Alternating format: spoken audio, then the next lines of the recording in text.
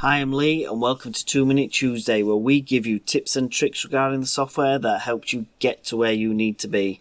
Today we're going to jump into Avontus Quantify and we're going to show you step by step on how to add in a new branch within your Quantify. Let's get started.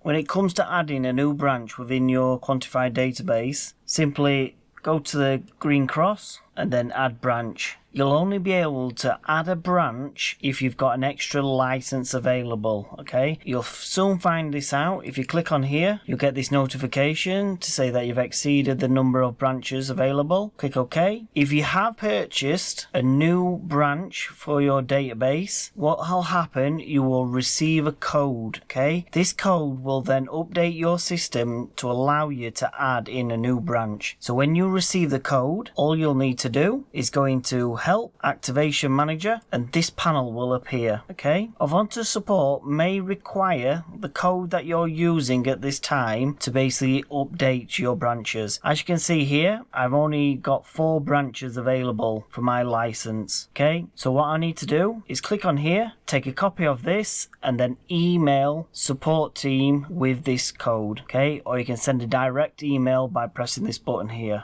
After you've sent your code off and you've received your new code, you simply go into here, enter your new code, paste it in, click OK, and there you go. My database has now gone from 4 to 8 branches. I can quickly go to my organization, click on the green plus, and add a branch office. And there you go. I can fill all this information out, add the rest of the information in. So I can add my billing address, business address, shipping address, fill out all the security, fill out all the reports, my logo for this branch. If you have a separate logo for each branch, simply just add it in here. And then once you're happy with everything, click OK, and there you go. You can now start sending products to this branch to be shipped out to your customers.